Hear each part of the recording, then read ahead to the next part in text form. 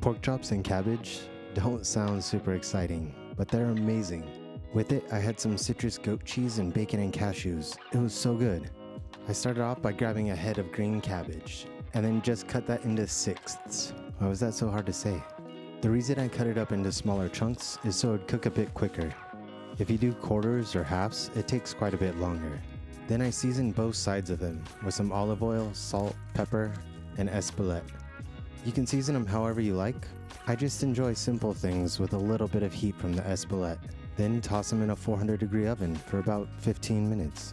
While that's going, I made some citrus whipped goat cheese by taking the zest off of lemons and oranges, adding that to some goat cheese, along with the juices. I did 2 lemons to 1 orange. You can use anything to blend it up. I just like immersion blenders because they're easy to clean. I added some crema to thin it out and then seasoned it to taste with a little bit more chili pepper to tie everything together. Then it was time to flip over the cabbage and then toss it back in the oven for about 15 to 20 minutes. You want it slightly charred and not completely soggy. As for the pork chops, just cook them however you like.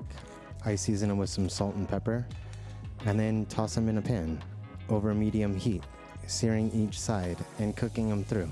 Just make sure your proteins are really dry when you're searing them so you can get a nice crust on them. Also, make sure you get the sides of your proteins. Try to get as much caramelization as possible.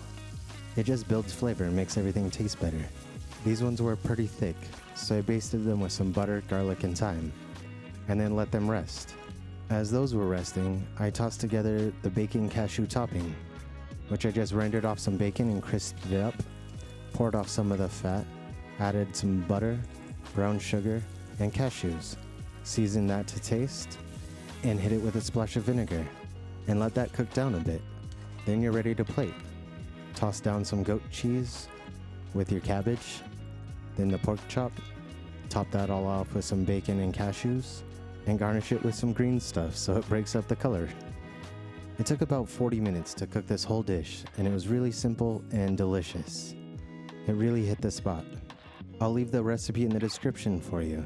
I hope you enjoy. Hit that like button, and I'll see you guys later.